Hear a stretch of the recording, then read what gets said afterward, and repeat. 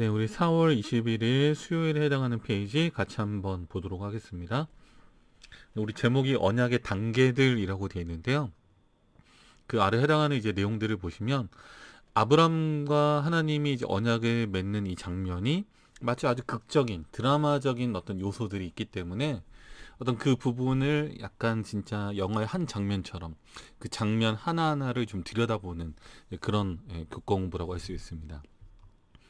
그래서 영문 제목으로는 이게 이제 커버넌트 스테이지스라고 해서 언약의 무대들 또는 언약의 장면들. 보통 이 이제 단어를 저희가 연극할 때 많이 쓰거든요. 스테이지 1, 스테이지 2 이런 식으로 1막, 2막 뭐 이런 식으로 이제 많이 씁니다. 근데 아마 이제 연극을 안 해봤거나 잘 모르는 사람들은 이 언약의 무대, 이 스테이지라는 말을 아마 잘 이해를 못할 수도 있거든요. 그래서 단계들이라기보다는 하나하나 뭐 밟아가는 단계들이라기보다는 그러니까 그 장면, 하나님께서 아브라함에게 나타나셨던 장면, 그리고 아브라함이 그 언약을 이루기 위해서 뭐 순종하는 장면, 그러니까 이런 장면들을 보여주는 언약의 무대. 네, 그래서 창세기라는 책이 상당히 정말 너무 흥미진진한 이야기가 많이 나옵니다. 뭐 아브라함의 이야기도 그렇죠, 그렇고 야곱의 이야기는 또 어떻습니까? 요셉의 이야기는 어떤가요? 그러니까 이 인물들이 보여주는 어떤 스토리, 장면 하나하나가 너무나 극적이기 때문에 참 우리에게는 흥미를 끄는 요소가 많이 있다라고 하는 것입니다. 과연 아브람과의 어떤 언약의 어떤 이 장면에서는 과연 우리가 어떤 모습들을 또 어떤 감동들을 느낄 수 있는지를 좀 살펴보도록 하면 좋겠습니다. 네. 그래서 언약의 장면들, 그 언약의 무대 위에서 펼쳐지는 그런 내용들입니다. 우리 창세기 12장 1절과 2절을 보면요. 여호와께서 아브라함에게 이르시되 너는 너의 고향과 친척과 아버지의 집을 떠나 내가 내게 보여줄 땅으로 가라. 내가 너로 큰 민족을 이루고 내게 복을 주어 내 이름을 창대하게 하리니 너는 복이 될지라. 이렇게 했습니다. 그러니까 이 하나님께서 아브라함을 공식적으로 처음으로 이제 부르시는 이제 장면인데 바로 이 장면이 언약의 첫 번째 무대, 첫 번째 장면이 된다라고 하는 것입니다. 우리 교과에서는 그래서 이 부분을 이렇게 이야기하고 있습니다. 오른쪽 보시면 In those two verses, 이 두 구절 안에서 The first stage of God's covenant, 그러니까 하나님께서 아브라함과 언약을 약속을 맺으시는 첫 번째 무대가 나타나고 있다. 이제 revealed, 보여지고 있다라고 하는 것입니다. 그리고 이제 가로 안에는 there are three, 총 3개의 무대가 있는데 그 중에 첫 번째 장면이 바로 이 장면이다라고 이렇게 소개를 하고 있는 것입니다. 첫 번째 장면부터 좀 만만치 않죠, 그렇죠? 하나님께 나타나셔서 고향과 친척과 아버지의 집을 떠나라 라고 하는 아주 도전적인 과제를 주셨습니다. 과연 이 명령에 아브라함이 이 지시사항에 순종할 수 있었을지, 나라면 과연 그걸 할 수 있을지, 약간 거기에 감정이입을 하면서 이렇게 동의를 하면서 이렇게 지켜보는 약간 떨리는 마음으로 보게 되는 그런 장면인 것입니다. 자, 여기 보면요. 이제 언약의 첫 번째 이제 그 단계라고 되어 있는데 여기도 좀 교과에서 항상 장면으로 바꿔서 이렇게 보면 제일 좋을 것 같아요. 그렇죠? 네. 하나님께서는 아브라함에게 다가가셔서 그에게 명령을 주시며 그와 더불어 약속을 세우셨다. 그러니까 이게 이제 언약의 그 한 장면마다 나타나는 약간 프로세스 같은 거예요. 그러니까 과정입니다. 그러니까 이런 과정들이 각 세 장면마다 다 나타나요. 그 장면들이. 그래서 이제 아마 이제 번역하면서 약간 헷갈리긴 했을 것 같아요. 그렇죠? 그러니까 총 세 단계가 있다기보다는 세 개의 무대, 그러니까 세 무대가 있고 스테이지, 세 연극으로 따지면 세 개의 막이 있고 그 막마다 동일한 이제 세 개의 어떤 과정들이 있는 것입니다. 다가오시는 하나님, 또 명령과 지시사항, 우리에게 어떤 과제를 주신 하나님, 그리고 그 약속을 세우시는 하나님의 모습이 그 무대마다 약간 좀 다르긴 하지만 그 무대마다 아주 극적인 요소로 이런 것들이 이루어지고 있다라고 하는 것입니다. 다가가셔서 명령을 주시고 또 약속을 세우셨다라고 하는 거죠. 그래서 제가 이걸 약간 연극으로 표현하면 이런 것입니다. 진짜 백마탄 왕자처럼 주인공이 등장하죠. 우리의 하나님께서 자신을 여호와라고 소개하시면서 등장하십니다. 두 번째는 언약의 요구 조건을 제시하세요. 야, 내가 이런 거를 필요로 하는데 너 이렇게 할 수 있겠니? 예를 들어 뭐 결혼이라고 한다면 약간 뭐 나와 결혼하기 위해서 이렇게 해줄 수 있겠니? 또는 결혼을 해줄 수 있겠니?라고 하는 어떤 요구 조건, 그죠? 그게 이제 이루어졌을 때 언약을 세우고 축복을 약속하는 약간 그런 장면입니다. 그래서 하나님께서 아브라함과 함께 앞으로 이제 함께 동행하겠다라고 하는 이 언약의 시작점이 아주 극적인 요소로 나타나 있다라고 하는 것입니다. 자, 그리고 이제 그 명령하심에는 하나님께 대한 아브라함의 전적인 신뢰심을 시험하는 것도 포함되어 있었기 때문에 진짜 나를 따라올 마음이 있는지, 나와 함께할 마음이 있는지, 이걸 이제 떨리는 마음으로 하나님은 이제 질문하시는 겁니다. 우리 보통 그 결혼하기 전에, 그쵸? 남자들이 청혼할 때 나와 결혼해 주겠습니까? 라고 할 때, 그쵸? 과연 이 사람이 정말 나와 함께 평생을 함께 할 수 있는 그런 마음이 있을까?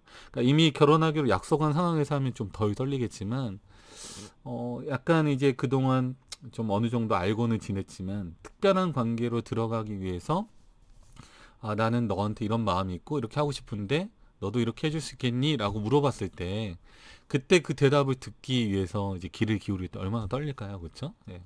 자, 히브리서 11장 8절에 보면, 믿음으로 아브라함은 부르심을 받았을 때에 순종하여 장래 기업으로 바를 땅에 나갈새 갈 바를 알지 못하고 나갔으며 라고 되어 있습니다. 그래서 하나님과의 언약을 맺는 그 첫걸음이 이 하나님에 대한 신뢰, 믿음이 필요했다고 하는 것입니다. 이분에 대한 믿음이 없다면 그 앞으로 나아가는 그 길을 모르기 때문에 두려움 때문에 나아갈 수가 없는 거죠. 그렇죠? 그러나 순종하는 마음으로 하나님에 대한 믿음으로 그가 그 길을 출발하게 되었다라고 하는 것입니다. 창세기 24장 58절에 보면 좀 이 부분을 이해할 수 있게 해주는 이야기가 나와요. 이삭의 아내를 구하기 위해서 아브라함의 종이 바단 아람에 이제 갑니다. 그렇죠? 그리고 리브가를 만났고 리브가가 기도 응답이라고 생각했기 때문에 이 여인을 주어서 이삭의 아내로 삼게 하면 좋겠다. 근데 이제 외삼촌 라반이 그러는 거죠. 그 리브가의 오빠가 이제 불러서 본인한테 물어보는 게 좋겠다. 본인의 의사를 확인해 보자. 그랬더니 리브가가 뭐라고 대답합니까? 네, 이것이 기도 응답이라면 저는 가겠습니다. 네, 이렇게 이야기를 해요. 그래서 하나님을 정말 그 사람이 신뢰하고 믿는 사람이라면 또 아브라함의 종이 보였던 그 믿음의 모습을 보면서 이러한 믿음이 형성되어 있는 사람들이라면 저는 가겠습니다라고 대답을 한다는 것입니다. 네. 자, 우리도 이제 결혼할 때 마찬가지죠. 그렇죠? 앞으로 펼쳐질 일을 뭐 다 알고 결혼하는 게 아니고 이 사람에 대한 믿음으로 함께 가는 것입니다. 그렇죠? 이 사람과 함께라면 앞으로 좀 어려운 일이 있어도 힘든 일이 있어도 충분히 같이 헤쳐나갈 수 있겠다라고 하는 믿음으로 이제 가는 거죠. 그렇게 이제 믿음으로 함께 연합했을 때 이것이 언약의 성취가 되고 언약이 최종적으로 이루어지는 어떤 하나의 과정으로 가게 된다라고 하는 것입니다. 네. 우리 다음 이제 보면요. 하나님께서 아브람과 맺으신 언약의 이제 두 번째 장면, 창세기 15장 7절부터 18절에 나타나 있습니다. 이게 단계라고 하면은 계속 이제 헷갈려요. 그렇죠? 장면이라고 해야 맞습니다. 왜냐하면 각 장면마다 세 가지 이 과정은 늘 계속 나오거든요. 그래서 두 번째 장면은 창세기 15장 7절부터 18절에 나타나 있는데 지금 오른쪽에 제가 성경절을 띄워놨습니다. 상당히 긴 성경절인데 이제 특징은 뭐냐면 아브람과 이제 언약을 맺는데 좀 신기해요. 동물의 사체를 갈라놓고 그 사이에 하나님의 어떤 그 역사하심을 보여주기 위해서 밤중에 그 불이 그 쪼갠 고기 사이로 사체 사이로 왔다 갔다 하는 모습을 보여주면서 언약이 체결되는 모습입니다. 네. 그러니까 이 안에서도 과연 그러면 그 세 가지 과정이 나타나고 있는가라고 하는 것입니다. 자, 하나님께서 사람에게 다가가심. 자, 이건 어떻게 나타날까요? 우리 창세기 15장 1절. 또 그에게 이르시되 나는 이 땅을 내게 주어 업을 삼게 하려고 너를 갈대아 우르에서 이끌어낸 여호와로라. 나 누군지 알지? 너를 갈대아 우르에서 이끌어낼 때 우리가 같이 출발하자고 말했던, 같이 함께 하자고 말했던 바로 그 하나님이야 라고 이제 자신을 다시 한번 소개하십니다. 그래서 영어 우리 교과에서는 이걸 approach, 다가가다, 접근하다 이렇게 했고요. 그 다음에 이제 두 번째 과정은 인간에게 순종을 명령하심이라고 되어 있습니다. 자, 여기는 어딜까요? 창세기 15장 9절 부분이죠. 예, 나를 위하여 3년 된 암소와 3년 된 암염소와 3년 된 수양과 산비둘기와 집비둘기 새끼를 취하지니라. 그래서 언약의 어떤 체결을 위해서 그것들을 이제 언약의 준비물들을 직접 준비하게 하는 것입니다. 그래서 하나님과 언약을 맺기 위해서 아브라함도 자신의 편에서 해야 되는 그런 언약의 과정들을 준비했다라고 하는 것입니다. 그래서 우리 결혼식 할 때 어떻게 하죠? 상호간에 서로 해야 될 역할들 나누잖아요. 그렇죠? 해가지고 하나하나 준비하면서 결혼식이 준비되는 것처럼 하나님께서도 아브라함 편에서 해야 될 또 역할들, 어떤 이 임무들을 주셨다고 하는 것입니다. 특별히 이 명령하다라는 말이 우리 영문교과에서는 콜이라고 되어 있습니다. 부르셨다. 그래서 단순히 그냥 뭐 강압적으로 강제적으로 이렇게 하라고 하신 게 아니라 우리 이렇게 하지 않을래? 이렇게 하자라고 요청하셨다라고 이해하시면 좋겠습니다. 그다음 하나님의 축복을 약속하심은 우리 18절에 그날에 여호와께서 아브라함으로 더불어 언약을 세워 가라사대 내가 이 땅을 애굽 강에서부터 그 큰 강 유브라데까지 다 내 자손에게 주겠다라고 이렇게 선언하셨습니다. 그러니까 약속의 땅이 되는 거죠. 그래서 언약의 땅이면서 약속의 땅입니다. 바벨에서부터 출발해가지고 그렇죠? 갈대아 우르에서 출발해서 하나님을 믿는 신앙으로서의 여정을 했던 아브라함에게 바로 이 땅이 바로 언약의 땅이고 약속의 땅이 될 것이다 라는 그런 약속을 주시는 그런 장면입니다. 네. 그래서 이 약속은 영문교과에서 promise, 약속하다라는 말로 표현되어 있습니다. approach, call, promise, 다가오셔서 요청하시고 약속하시는 장면. 그래서 우리에게도 그 언약을 맺겠느냐, 나는 만약 이 언약을 맺게 된다면 나는 이렇게 하겠다라고 하는 모습을 정말 보여주고 있습니다. 그래서 우리가 이제 이 언약의 성취에 있어서 좀 이 부분이 좀 특이하긴 해요. 동물들의 사체를 갈라놓고 거기 막 불이 왔다 갔다 하는 게 이게 대체 어디서 나온 이 모습인가라고 이제 생각할 수 있는데 이 당시에 그러니까 아브라함이 하나님 제가 이 언약 어떻게 믿을 수 있습니까? 8절에 보면 이걸 이루어진다는 걸 제가 무엇으로 알 수 있습니까? 라고 했을 때 그 당시에 흔히 알려졌던 언약 체결 방식을 사용해서 하나님께서 응답해 주신 것입니다. 그러니까 수준을 같이 맞춰 주신 거죠. 그렇죠? 네. 그래서 우리 결혼할 때도 이제 뭐 우리 결혼할 신부 쪽에서 우리 뭐 전통 혼례로 할지 아니면 현대적인 결혼식으로 할지 장소는 뭐 실내에서 할지 야외에서 할지 이런 것들을 같이 조율해서 결정하는 것처럼 하나님께서도 아브라함이 그 당시 흔히 알려졌던 아브라함이 쉽게 인식할 수 있는 언약 체결 방식을 사용해서 이렇게 했다는 것입니다. 당시에 그래서 이 언약 체결 방식은 이제 무엇을 의미하냐? 사체가 쪼개졌기 때문에 만약 이 언약을 어길 경우에는 서로의 생명을 내놓겠다라고 하는 자신의 어떤 생명을 걸고 하는 언약입니다. 그러니까 우리 약속이라는 게 정말 이게 믿을만 하냐? 너는 이걸 위해서 무엇을 너는 보증하겠느냐라고 했을 때 서로의 생명을 걸고 언약하는 게 가장 큰 이제 보증이 되는 거기 때문에 당시의 언약 체결 방식 중에서 가장 확실한 그러니까 가장 어떻게 보면은 뭐 부담이 큰 거죠. 자신들의 생명을 놓고 야 이걸 만약 어길 경우에 서로 간의 생명을 빼앗아도 또는 죽어도 야 이거는 아무 말 없기야 라고 하는 이제 가장 어떤 강한 언약 체결 방식을 사용했다라고 하는 것입니다. 그래서 당시 언약 의식을 반영한 의식을 사용해서 언약을 확증하셨다라고 하는 거 기억하시면 되겠습니다. 네. 그래서 뭐 결혼식이 어떻게 이루어질지에 대해서 서로 조율하고 의논하는 과정이 있는 것처럼 이 언약에 대해서도 아브라함이 원하는 어떤 방식과 어떤 그 모습으로 하나님께서는 언약을 체결해 주셨다라고 하는 것입니다. 자, 다음 이제 세 번째 장면인데 이거를 이제 나의 삶 속으로 부분에 넣어놨어요. 원래 영문 교과에서는 이렇게 나눠져 있지는 않지만 우리 한글 교과에서는 편의상 이쪽 부분에 이제 들어와 있습니다. 그래서 묵상 부분에 세 번째 장면이 마지막으로 소개가 되고 있습니다. 창세기 17장 1절부터 14절 말씀에 해당하는 부분이 되겠습니다.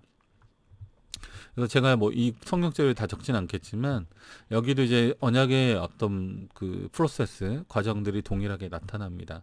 이제 이번에는 전능하신 하나님으로 나타나시고요. 그 다음에 work with me, 나와 함께 행하라, 나와 함께 동행하자, 걷자라고 말씀하시고 징표를 세웁니다. 뭐 할례라는 어떤 하나의 언약의 이제 표징을 주시기도 하시고요.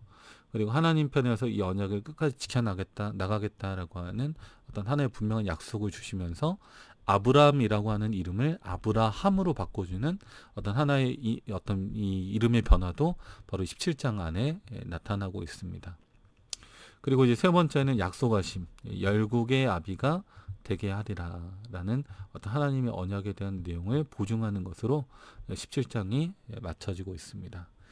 아무튼 이 세 무대, 세 장면들이 하나하나가 다 아주 극적이면서 하나님께서 얼마나 아브라함을 통해서 이 언약의 어떤 이 모습들을 이루어가고 싶으신지 하나님의 열망이 드러나는 동시에 우리를 향한 하나님의 러브콜이라고 해야 될까요? 그 사랑의 호소가 우리 안에 다가올 때 과연 나와 함께 하겠느냐라고 하는 하나님의 부르심에 응하는 어떤 하나의 모습들이 이 장면마다 나타나고 있다라고 하는 것입니다.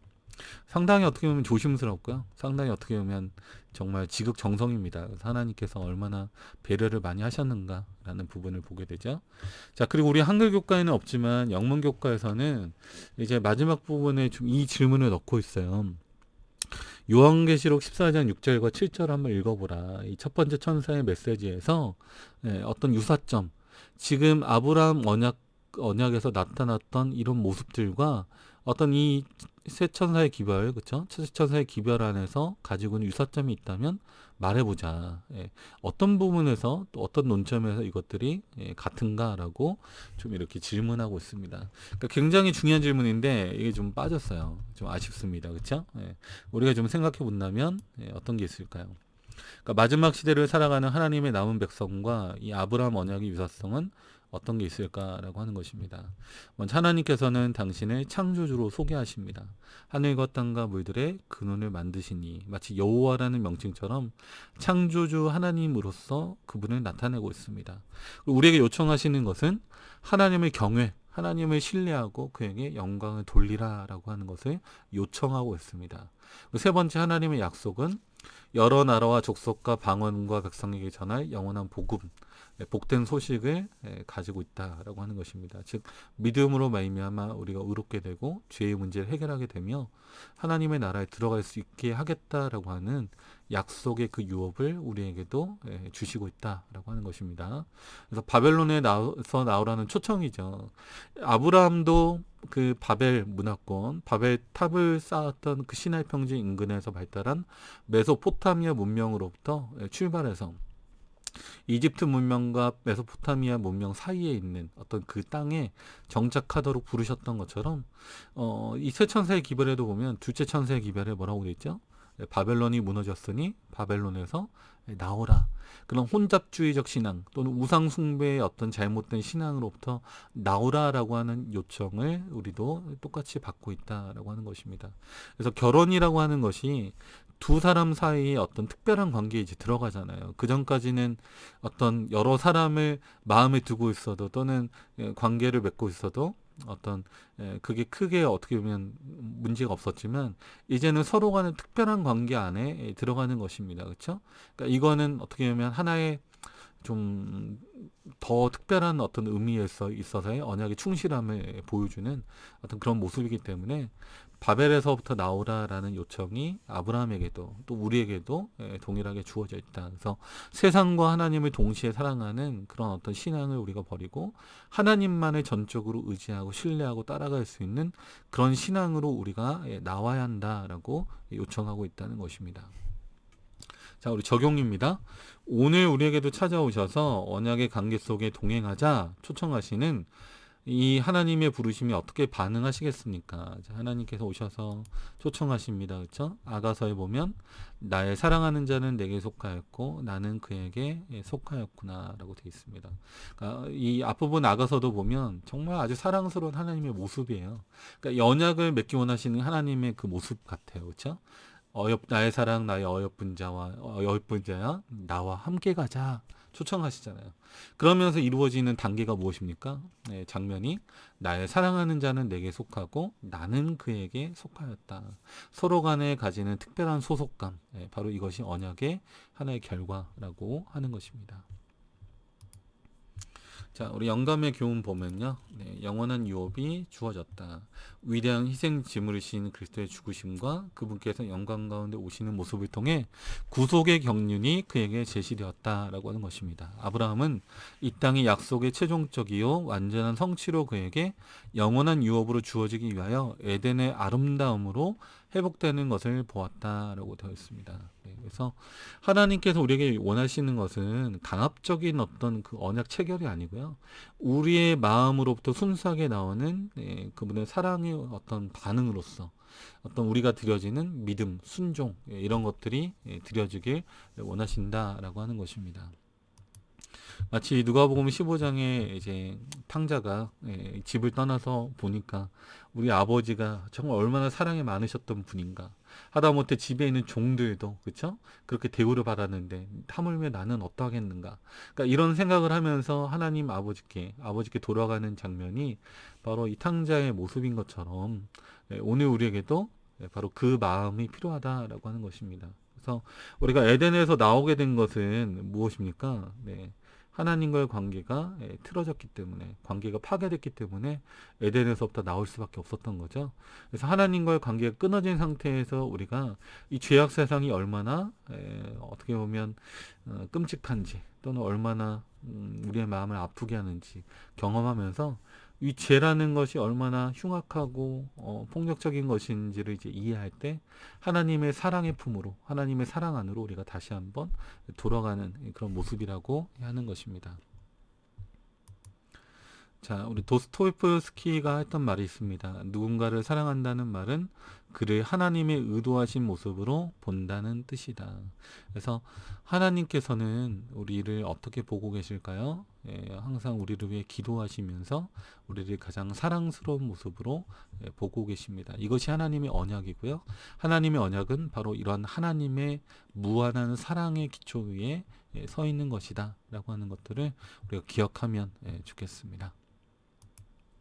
네, 다음 이제 우리 4월 22일 목요일 페이지입니다. 언약의 의무들입니다. 네. obligations 해가지고 언약의 의무들 우리가 해야 될 이제 부분들인데요. 우리 네모 박스 안에 있는 성경절 같이 보도록 하겠습니다. 내가 그로 그 자식과 곤석에게 명하여 여호와의 도를 지켜 의와 공도를 행하게 하려고 그를 택하였나니 이는 나 여호와가 아브라함에게 대하여 말한 일을 이루려 하심이니라 이렇게 되어 있습니다. 네.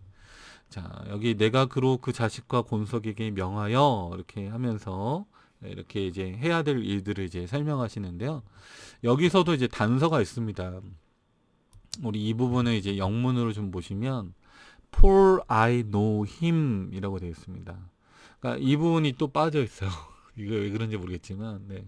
내가 그를 알았기 때문에 그리고 이제 좀 다른 번역에서는 네, 스탠다드 버전에서는 For I have chosen him. 내가 그를 선택했기 때문에 이거를 지시하고 말한다라고 하는 것입니다. 그러니까 이 언약의 의무들도 우리가 잘 이해해야 되는 게 어떤 강압적으로 야, 너 이거 안 하면 이렇게 할 거야. 이렇게 협박하시거나 야, 이거 안 하면 심판이야. 이렇게 그런 억압하시는 모습이 아니고 내가 너를 알기 때문에 너를 사랑하기 때문에 너를 선택했기 때문에 그렇기 때문에 나는 이것을 너에게 요구한다라고 하는 그런 말입니다.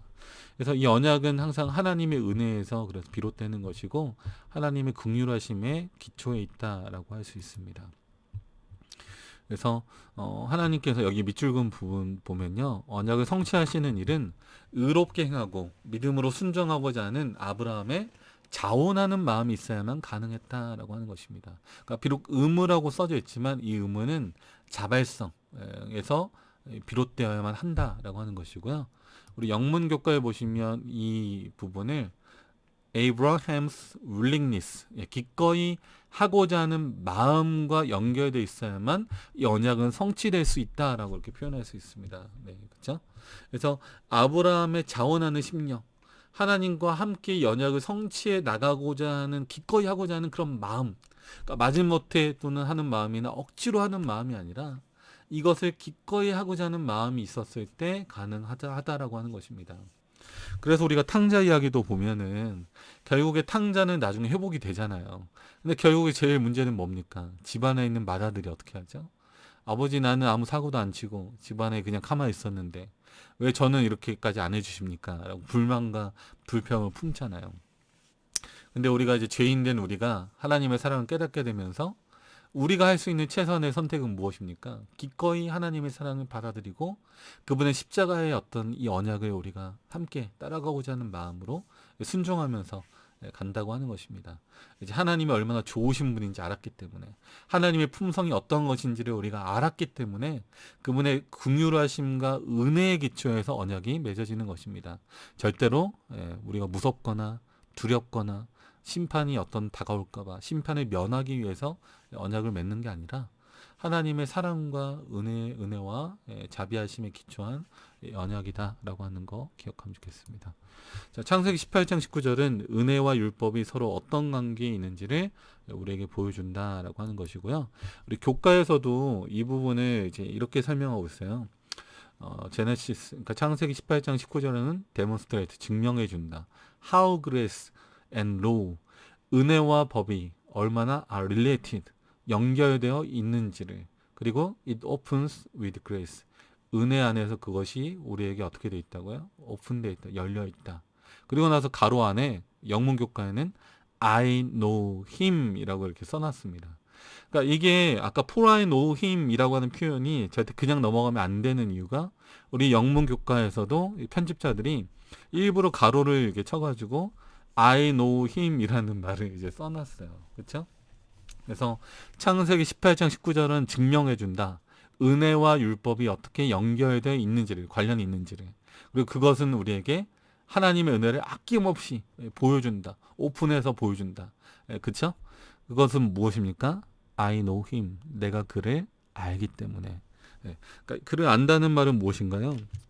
하나님이 아브라함의 연약함과 부족함과 모자람을 아시는 거예요.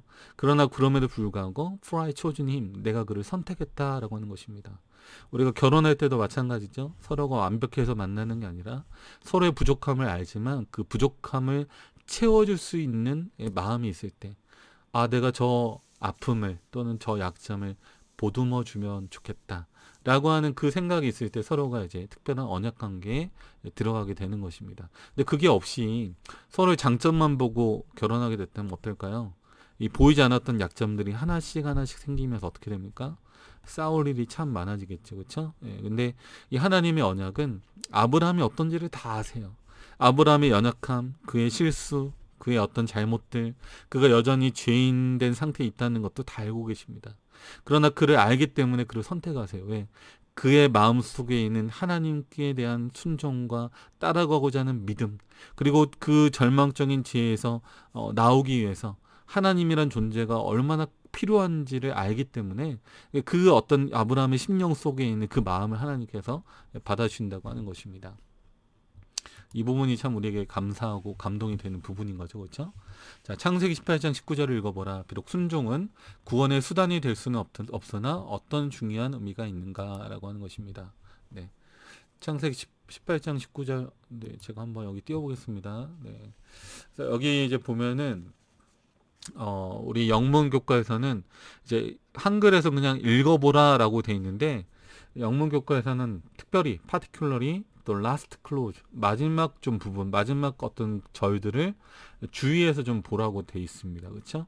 그럼 마지막 구절은 무엇인가? 영문 성경절을 보면요, 제가 일부러 좀 영어로 해놓은 게 영문 교과의 편집자들이 이제 말해놓은 거잖아요. 이 18장 19절에 아까는 첫 부분 For I know him 앞부분을 좀 주로 주목해서 이제 앞에서 먼저 봤다면, 자, 이번에는 뒷부분을 한번 봐라. 뒷부분에 과연 아브라함에게 있어서 이 순종이 어떤 의미가 있었는지를 한번 살펴보자라고 하는 것입니다. 그래서 이제 살펴보면, 여기 이제 밑에 제가 밑줄 그어놨죠. Bring upon Abraham. 그러니까 하나님께서는 이것들을 아브라함에게 가져오셨다라고 하는 것입니다. 가져다 놓았다라고 하는 거죠. 그래서 언약에 대한 의무와 지시사항과 이런 것들을 아브라함 앞에 가져다 놓으신 것입니다. 그리고 이것을 너가 할 수 있겠느냐, 하겠느냐라고 이제 초청하시고 말씀하시는 그런 모습이 이제 있는 거죠. 그래서 언약의 축복은 수혜자 편에서 특정한 조건, 저도 이걸 하겠습니다. 저도 좋아요. 라고 이렇게 말하는 그 조건을 충족시키지 않으면 이것은 누릴 수도 없고 유지될 수도 없다는 것입니다. 이 부분이 상당히 이제 믿음으로 말미암는 의에 있어서도 너무나 사실 중요한 부분이고 언약을 체결하는 이 아브라함 언약에 있어서 굉장히 중요한 부분이기 때문에 제가 이 부분은 정말 아주 정말 세밀하게 열심히 좀 보려고 노력을 많이 했거든요. 여기 이제 누릴 수도에 이제 해당하는 영어는 enjoyed, 즐길 수 없다라고 되어 있고요. 그 다음에 유지될 수도 없다는 maintained, 유지할 수도 없다라고 하는 것입니다. 그러니까 언약이라고 하는 것 자체가 만약 우리가 기꺼이 자원하는 마음으로 그 언약 안에 들어가지 않는다면 우리에게 기쁨이 없다는 것입니다. 하긴 하는데 기쁨이 없다는 거예요. 이거 율법적으로 우리가 보통 한다 그러잖아요. 율법주의적으로. 그러니까 율법 자체가 나쁜 건 아닌데 그걸 하려고 하는 동기가 마지못해 억지로 하는 그런 동기라면, 심판이 두려워서 하나님이 무서워서 어쩔 수 없이 하는 그런 것이라면 이 언약은 기쁨이 없다는 것입니다. 그리고 그건 심지어 계속 유지되기가 어렵다는 거죠. 자, 결혼을 했는데 결혼이라고 하는 언약에 기쁨이 없어요. 그럼 어떨까요? 정말 이제 죽을 맛인 거죠. 그렇죠? 그러니까 상대방과의 특별한 관계에 들어가서 이 사람과의 관계 속에서 정말 나의 자발적인 마음, 자발적인 동기로 이 언약이 맺어져서 유지가 돼야 되는데 그 기쁨이 사라졌을 때 이것은 더 이상 유지되기가 어렵다라고 하는 것입니다. 네, 그래서 그 조건들을 지키는 것은 사랑과 믿음과 순종의 반응이 되어야 했다. 그리고요, 그러한 조건을 충족시킴으로써 우리는 하나님과의 관계를 분명하게 드러내게 된다라고 하는 것입니다. 자, 이 부분의 이제 영문교과 부분을 좀 보겠습니다. It was to be the manifestation이라고 하는 좀 어려운 단어가 쓰였는데요. 이것은 바로 그것은 우리가 하나님과의 관계를 맺겠다라고 하는 하나의 명시, 표명, 우리의 의사를 표현하는 것이라는 것입니다. 표명. 저 결혼하겠습니다. 저 하나님과 함께 가겠습니다. 라고 하는 우리의 속에 있는 이 의사 표현, 의사를 표명해야지만 이 언약은 체결될 수 있었다라고 하는 것입니다.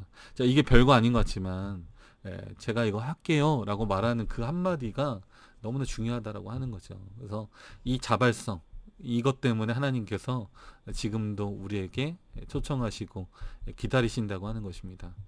그분은 억지로 강압적으로 이 언약이 체결되지 않는다는 걸 너무 잘 아시는 분이기 때문에 우리에게 이것들을 협박하거나 강압하거나 억지로 하시는 분이 아니라 우리에게 자신의 품성과 하나님의 언약과 약속을 보여주시면서 하나님 나라의 원칙에 함께 들어오기를 원하느냐라고 초청하고 계시다고 하는 것입니다.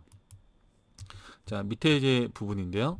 언약이 깨어져 버리면 그 언약은 성취될 수 없다. 사실 너무나 당연한 이야기 같이 이제 써놨는데 이제 이 부분도 좀 영문격과로 좀 보시면 의미가 확실합니다. 한번 좀 보실게요. 자, when the covenant is broken, 언약이 깨어졌을 때, what is broken is 깨어진 것은 not the condition of restore, 수요나 증여의 어떤 조건이 깨어졌다기보다는 but the condition of fulfillment, 약속이 성취되는 것들의 조건이 깨어진 것이다 라고 하는 것입니다.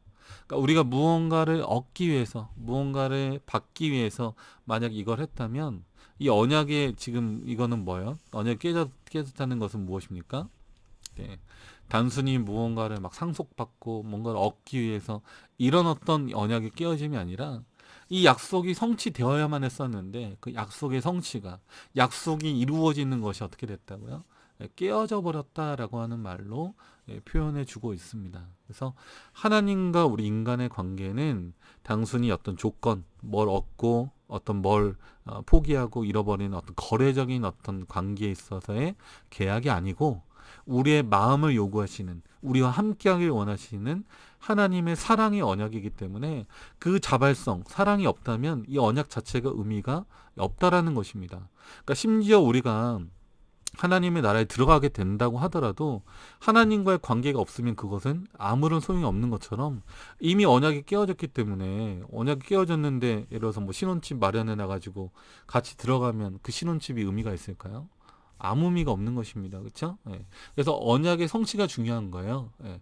언약이 성취될 수 있도록 서로 간의 헌신과 자발성과 사랑으로 연합되는 것이 가장 중요한 언약의 의무. 그러니까 의무라고 표현됐지만 사실상은 같이 하겠느냐, 같이 하겠다는 마음이 있느냐, 이것을 우리에게 물어보신다고 하는 것입니다. 그래서 이 지금 수요일부터 해서 목요일까지 이 장면들이 마치 하나의 연극 드라마 같아요.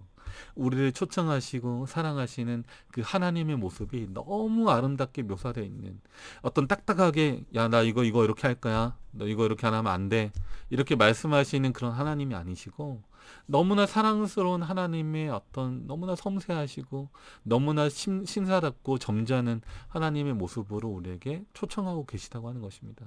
그래서 자발적인 순종은 하나님이 그분의 언약을 약속하는 하나의 방편이 되는 것입니다.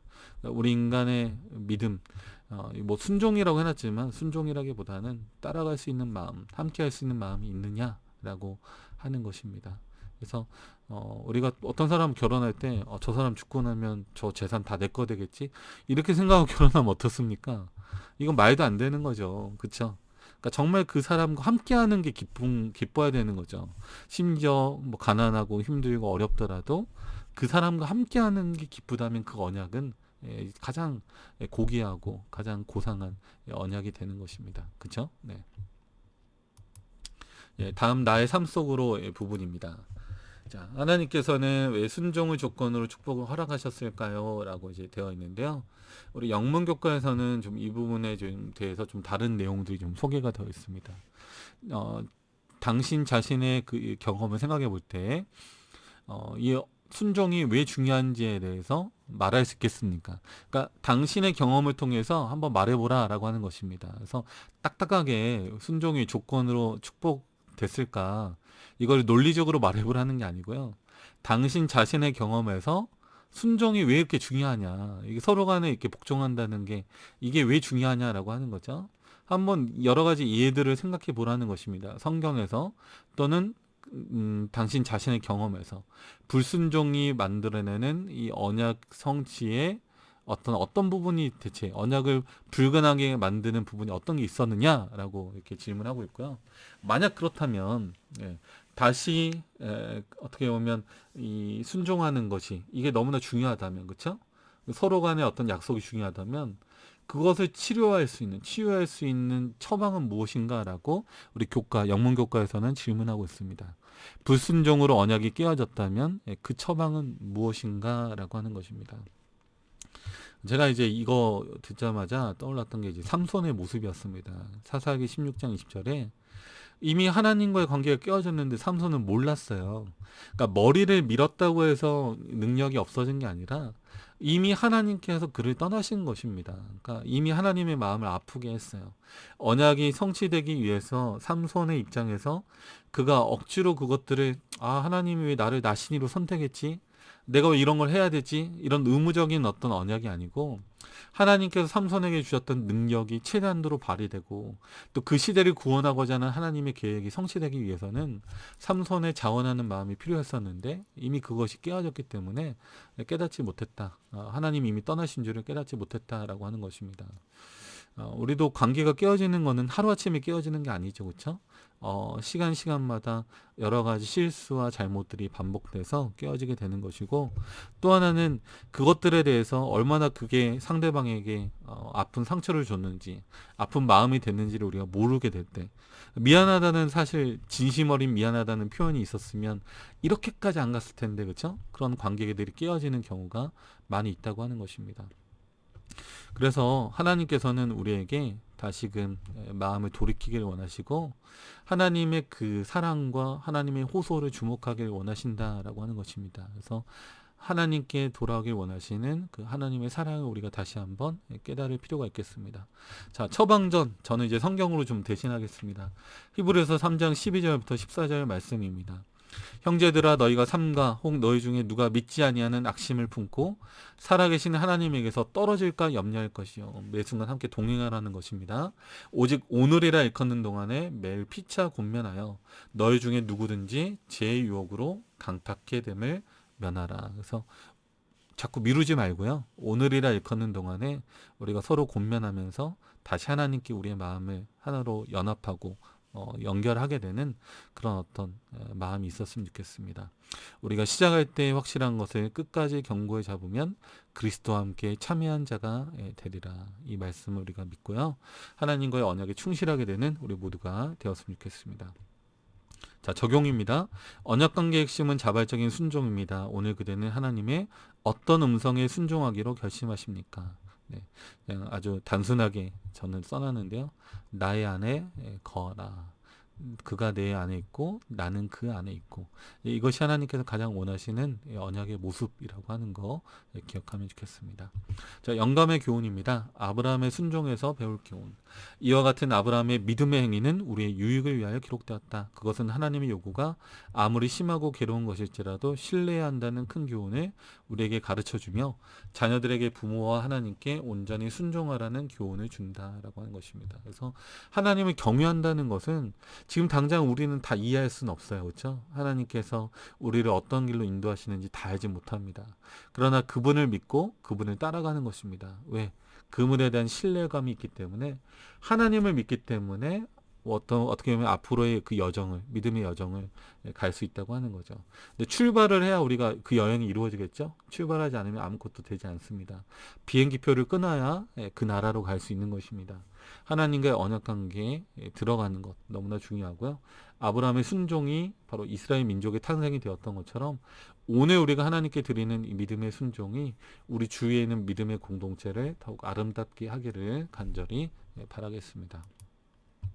자, 이제 우리 4월 23일 금요일입니다. 더 깊은 연구를 위해입니다. 자, 여기 이제 부자선자 이 부분 읽어보라고 했고요. 사정적 유대인과 이방인도 읽어보라고 했습니다.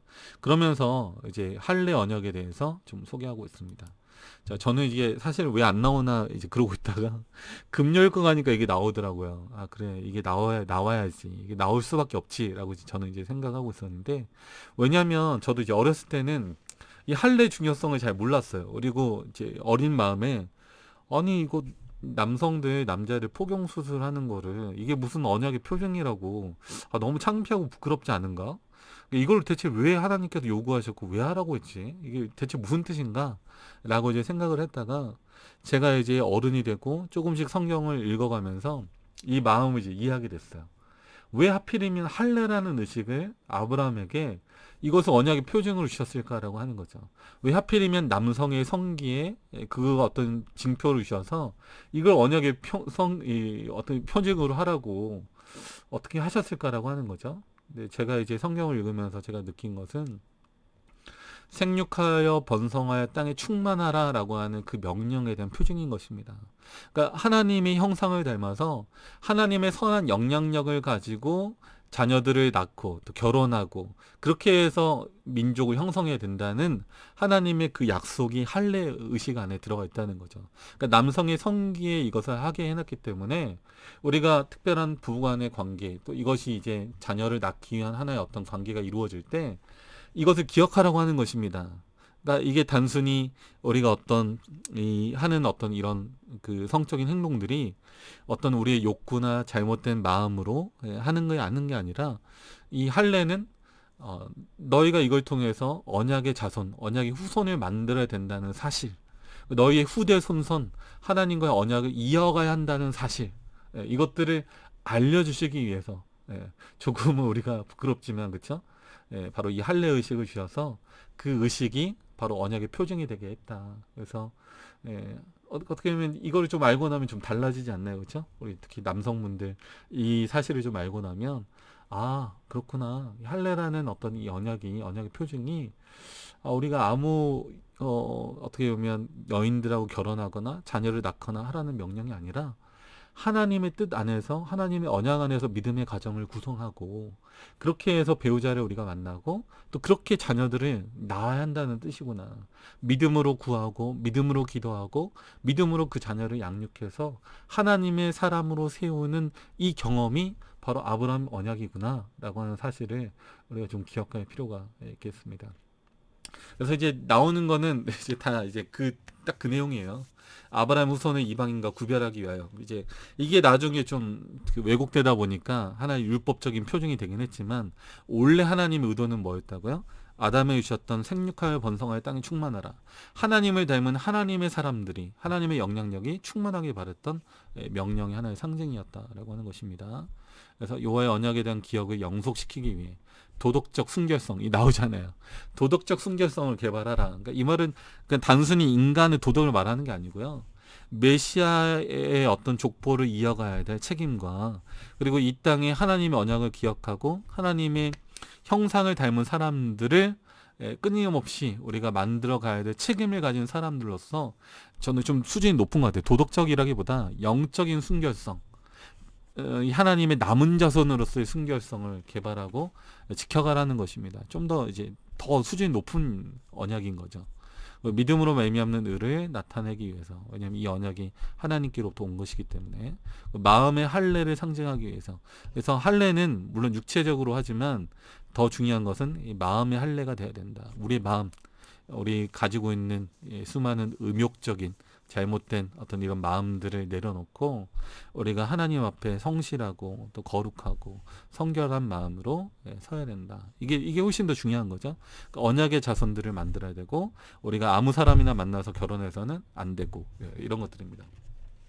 그다음 그리스도인의 침례 의식이 전형이 되도록 하기 위해서 뭐 정해졌다, 이런 내용들이 소개가 되어 있습니다. 저는 이제 성경책 하나하나 좀 찾아왔어요. 에베소서 2장 11절, 육체적으로 이방인이었다. 할례를 안 받았을 때는.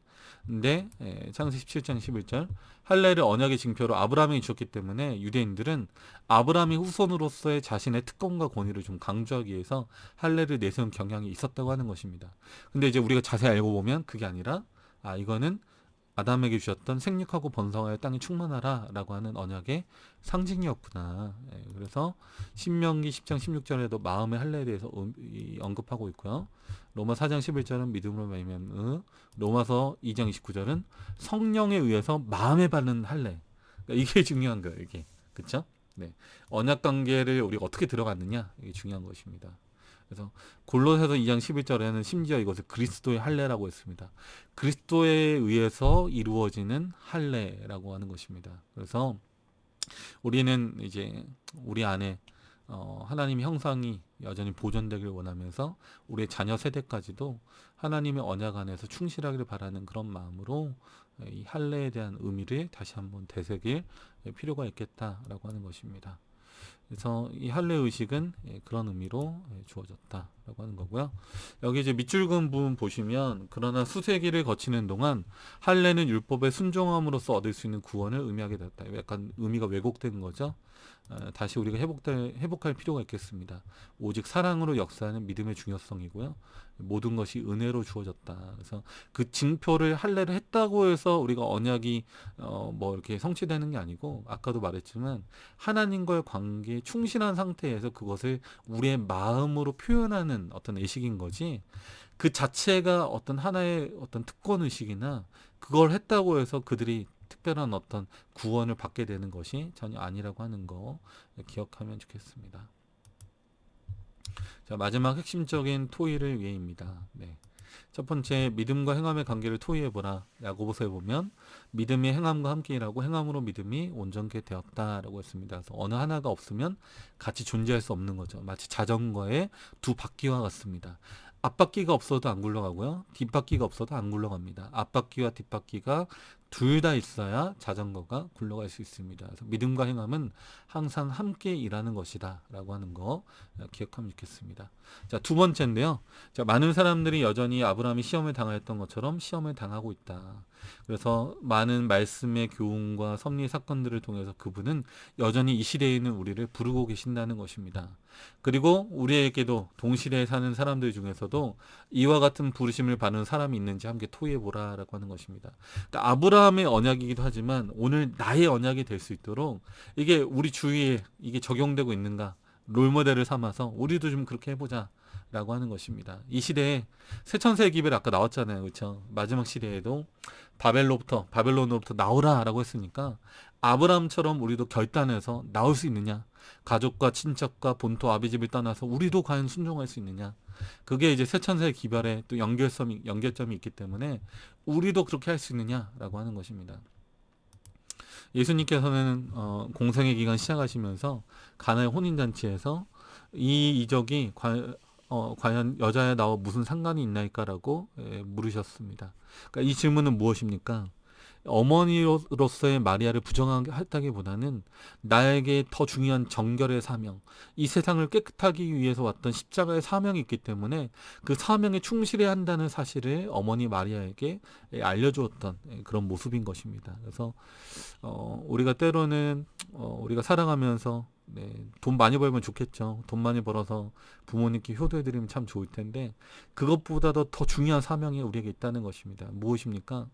우리가 이 땅에서 돈을 많이 쌓아가지고 투자해서 점점 불려가지고 주위에 있는 사람들에게 돈으로 이롭게 하는 것보다 더 중요한 사명이 있다면 그것은 우리의 마음을 정결하게 하고 하나님께서 우리에게 주신 언약에 충실하면서 하나님의 복음 안으로 점점 들어가는 그런 헌신의 모습이라고 하는 것입니다. 그러니까 이것이 예수님께서 하나님께서 우리에게 요구하시는 믿음이라고 할 수 있습니다. 마지막으로 우리 한 부부를 소개하겠습니다. 왜냐하면 우리 교과에서 이와 같은 부르심을 받는 사람이 있는지 토의해보라라고 했기 때문에 저는 딱 이 질문을 받는 순간 우리 이 부부가 떠올랐습니다. 제가 천성교회에서 사역할 때 우리 그 청년반에서 같이 있었던 강성은 우리 김슬기 부부, 너무나 아름다운 믿음을 가진 우리 사람들이고, 우리 중국에 결혼하자마자 중국의 나한자촌에 들어가서 나한 자들을 위해서 봉사하고 애쓰고 있는 부부이고요. 지금 코로나 때문에 잠시 한국에 나와 있지만 언제든지 또 들어가서 봉사하려고 하는 마음을 가진 그런 부부입니다. 너무나 정말 순수하고 어떻게 보면 진실된 마음으로 신앙하고 있는 모습이 있기 때문에 항상 저를 부끄럽게 하는 그런 청년들이고요. 사실 그 청년반 할 때 어떻게 보면 제가 그 나한자촌 봉사하는데 좀 동기부여를 했었거든요. 그리고 저한테 사실 그런 먼저 그 부르심이 있었는데 제가 그때 이제 목회를 준비하면서 하나님 제가 좀 안수 목사까지는 하고 나중에 좀 가고 싶습니다라고 저는 이제 좀 미뤘었는데, 지금 이 강성은 김슬기 부부는 그때 그 설교를 들으면서 또 이런 결심을 하고 또 중국의 나한자촌에 가서 이런 봉사를 하고 있습니다. 저는 이 부부를 항상 응원하고 싶고 또 기도로 또 정말 후원하고 싶습니다. 여러분 주위에도 이런 사람들이 있다면 여러분 정말 칭찬해 주시고요. 여러분도 이런 언약의 대상, 하나님과의 언약 관계 안에 들어가는 우리 모든 분들 되시길 바랍니다. 오늘도 상당히 긴 내용으로 하고 말았는데요. 끝까지 주신 분들이 있다면 정말 박수 쳐드리고 싶습니다. 정말 대단하고 제가 이렇게 길게밖에 할 수 없는 이유가 제 생각이긴 하지만 우리 재림 성도라면 교과 공부도 좀 수준이 달라야 되지 않을까, 그렇죠? 우리가 보통 교회에서 교과 공부할 때 주로 지역별로 구역반을 만들다 보니까 항상 이제 새로운 초신자들에게 맞출 수밖에 없는 것 같아요. 그래서 지도하시는 교사분들도 늘 쉽게 가장 편하고 그냥 이렇게 좀 가장 이해하기 편한 방법으로 하다 보니까 교과의 수준이 자꾸 낮아지는 것 같아서 이 교과를 만드는 사람들이 의도하고 있는 또는 이 알려주고자 하는 그 어떤 내용들이 너무나 깊고 의미가 많은데 거기까지 우리가 가지 못하고 매 교과가 그때그때마다 지나가는 그런 경향이 있기 때문에 저는 최대한 좀 이번 기간 동안에 좀 교과의 내용을 최대한 많이 연구하고 저 스스로도 좀 질문을 던지고 설명해 드리려고 좀 노력하고 있습니다. 그래서 제가 여기 이제 학교에서 사역하면서 좀 많이 바쁘기도 하고 좀 일도 많지만 그래도 이 교과 연구하는 일만큼은 지금 포기하지 않고 열심히 지금 최선을 다하고 있고요. 우리 여러분들 좀 긴 내용이었지만 혹시 지금 다 들으셨다면 앞으로 저와 같이 이런 마음으로 나머지 교과들도 같이 공부해 가시면 좋겠습니다. 아마 저는 이제 다른 훌륭한 분들이 이미 교과 토익 많이 하고 계시기 때문에요. 그분들 거 정말 먼저 충분히 들으셨으면 좋겠고, 그분들 거 다 들은 다음에 혹시 또 시간이 또 있고 또 더 깊은 내용까지 더 좀 어려운 내용까지 공부하기 원하시는 분들이 있다면 계속 여기 같이 참여해 주시면 좋겠습니다. 아무튼 오늘도 수고 많으셨고요. 우리 이번 주도 행복한 안식일 또 하나님과 동행하는 시간들 되길 바라면서 오늘 교과를 마치겠습니다. 감사합니다.